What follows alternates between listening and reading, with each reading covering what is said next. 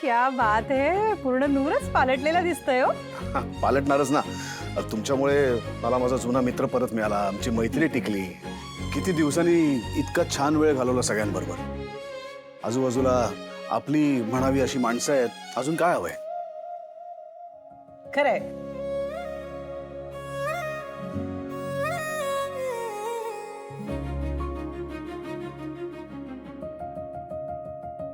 आता तशी छान मैत्री झाली आमची, मग ठरवलं ते करू ना. बालिश तर नाही ना दिसणार? त्यांना आवडेल ना? नाही आवडलं तर? माझ्यावर चिडल्या तर काय करायचं?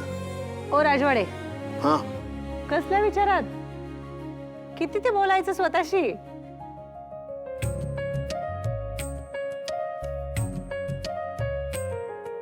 तुम्हाला कसं कळलं? ऐकू आलं. अहो मलाही सवय आहे अशी स्वतःशी गप्पा मारायची. चांगलं असतं. आपण असं स्वतःशी बोललो ना शांतपणे, स्वतःचा आतला आवाज ऐकला की खूप प्रश्नांची उत्तरं मिळतात. मला नाही अजून उत्तर मिळालं. ओके, मग मी मदत करू का काही? हो, प्लीज करा. ओके. ही 2 बोट आहेत, यातलं एक बोट पकडा आणि लाईटली घेऊ नका, अत्यंत सिरियसली विचार करून निर्णय घ्या. हा, या 2 पैकी एक बोट. मी कन्फ्यूज आहे म्हणून मी तुम्हाला सांगतोय. ओके. येस. काय? मला एक सांगा, हे गळ्यामध्ये इकडे बघा गळ्यामध्ये तुमच्या नावाचं मंगळसूत्र घातलंय, याला काहीच अर्थ नाहीये? हा, एवढं मोठं कुंकू लावते मी लांबट तुमच्या नावाने. इतकी वर्ष मी तुमच्या बरोबर संसार केला, त्याला काहीच अर्थ नाहीये. कोणतंही नातं असलं ना तरी ते मैत्रीवरच आधारलेलं असतं. दोघांमध्ये मोकळा संवाद असणं म्हणजे मैत्री, एकमेकांना समजून घेणं म्हणजे मैत्री. आणि आपल्यामध्ये दुर्दैवानं यातलं काहीही उरलेलं नाही. मग काय याला मी एकटीच जबाबदार आहे? हे बघ मंदा, मी पूर्वीच मान्य केलंय, मी तुझी स्वप्न, आशा, आकांक्षा हे पूर्ण करू शकलेलो नाही. पण त्यासाठी तू जो काही मार्ग अवलंबिला होतास ना तो चुकीचा होता आणि हे तू मान्य करायलाच तयार नाहीस. मैत्री नसेल तर नात्याला अर्थच उरत नाही, सगळं नावापुरतं उरतं. जोडीदाराबरोबर मनातलं शेअर करता येत नाही मैत्री नसेल तर. अशा वेळी गळ्यातला हार सुद्धा गळफास ठरतो. गळफास? मी गळफास आहे? तुला काय अर्थ काढायचाय तो तू काढ, पण हा खोटा आव मात्र आणू नकोस. खोटा आव वगैरे काही नाहीये. हा मित्र शेकडो असतात, पण नवरा बायको फक्त एकाला एकच असते. तुला जे काही बोलायचंय ना ते तू बोलू शकतेस. माझं म्हणणं तुला कळतंय की नाही हे मला माहित नाही, पण कळत जरी असलं ना तरी ते तुला पटत नाही. ते तू पटवून घ्यायला तयार नाहीस. मला नाही वाटत की या जन्मात काय, पण पुढच्या 7 जन्मात सुद्धा आपल्यामध्ये मैत्रीचं नातं होईल.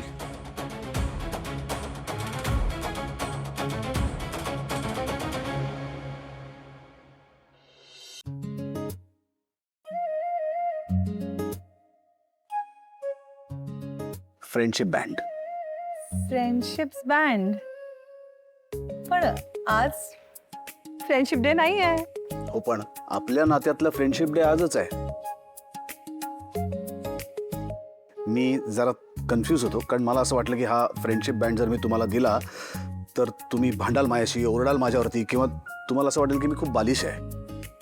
म्हणून मी तुम्हाला 2 पैकी एक बोट धरायला लावलं आणि तुम्ही स्वतःच हे बोट निवडलं.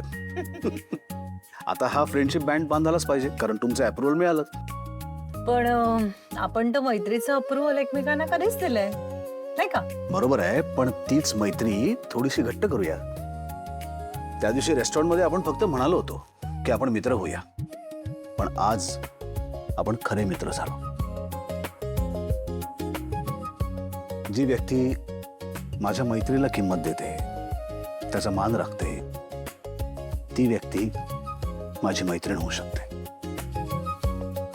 तुम्ही माझ्याशी नेहमीच आदराने आणि मैत्रीने वागत आलात, हे एक कारण. आणि तुम्ही जर आज नसतात तर मी माझे अत्यंत जवळचे मित्र कायमचे गमावले असते. जे गमावले नाहीत हे दुसरं कारण. इथून पुढे मी तुमचा मित्र झालो कायमचा. अडीअडचणीत, सुखदुःखात मी कायम तुमच्या बरोबर असेन हे माझं ठाम आश्वासन. त्यामुळे हा फ्रेंडशिप बँड मला बांधू द्या प्लीज. ओळखीची साधना ओळखीची बंध हे जुळले तरी रीत नाने हमीची कोण जाणे असा का हात सुटता सुटेना वीण तो घातली तुटेना वीण तो घातली तुटेना वीण दो घातली.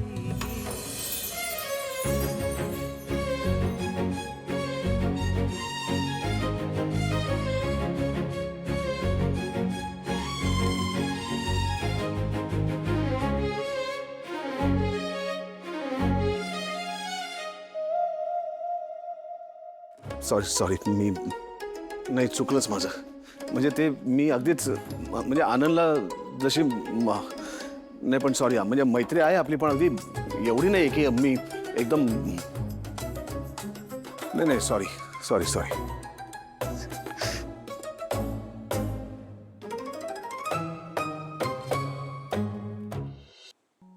मैत्रिणी मी ते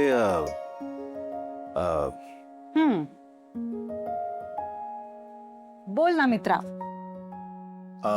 नाही म्हणजे म्हणजे तसं काही हे म्हणजे तसंच काही नाही म्हणजे हे ते आपलं तेच तेच काय थँक्यू म्हणायचं राहिलं होतं तुम्हाला. मी असं दोन्ही हात जोडून तुम्हाला थँक्यू म्हणणार होतो बाकी काही नाही. अच्छा अच्छा माय प्लेजर. पण मैत्रीत थँक्यू वगैरे म्हणण्याची काही गरज नसते आणि हात वगैरे जोडणं तर अजिबातच नाही. नाही नाही हा तुमचा मोठेपणा झाला पण सिरियसली तुमच्यामुळे मला माझा अत्यंत जवळचा मित्र परत मिळाला. तुम्ही पुढाकार घेऊन वेळोवेळी माझा रोष पत्करून सुद्धा सत्य शोधून काढलं म्हणून मला हे समजलं. नाहीतर मी असाच समोर जे काही दिसेल त्यावर विश्वास ठेवून जगत राहिलो असतो. पण तुमची सत्याच्या बाजूनी स्टँड घेण्याची वृत्ती मला नेहमीच आवडते. तुम्ही माणसं आधी बघता मग त्यांच्या वागण्याचं तात्कालीन कारण बघता आणि तेच बरोबर आहे. म्हणजे माणसं कधीतरी एका क्षणी वेगळं वागू शकतात पण याचा अर्थ पूर्णपणे माणूसच चुकीचा असतो असं होत नाही. आणि यावर तुम्ही विश्वास ठेवता हे मला आवडलं. खरंच तुम्ही ना कमाल आहात स्वानंदी मॅडम. बापरे ओव्हरडोस. कौतुकाचा ओव्हरडोस झालेला आहे. अजिबात नाही. तुम्ही माझ्यासाठी आजपर्यंत जेवढं काही केलं ना ते असं शब्दात तुम्हाला सांगू शकत नाही. त्याची परतफेड कशी करू मला खरंच कळत नाही. मग नका करू कारण त्याची काही गरजही नाहीये. आणि मुळात मी काही केलेलं नाहीये. तुमच्या दोघांची मैत्री इतकी घट्ट आहे. तुमचं आणि आनंदरांचं नातं ना इतकं जास्त घट्ट आहे ना की कोणी कितीही प्रयत्न केले तरी ते असं कायमसाठी तुटलं वगैरे असं कधीच नाही होऊ शकत. तुम्ही ना जरा क्रेडिट घ्यायला शिकाव. जे आहे ते आहे. आता काय ह्याच्यावरून भांडणार आहात तुम्ही माझ्याशी. भांडत नाही हो. तुम्ही तुम्ही मागा ना माझ्याकडे काहीतरी. म्हणजे मी असं पटकन मला काहीतरी सुचलं आणि मी दिलं असा माणूस नाहीये मी. मला नाही सुचत. त्यामुळे तुम्ही मागा माझ्याकडे हवं ते मागा. हे पुरलंय आता.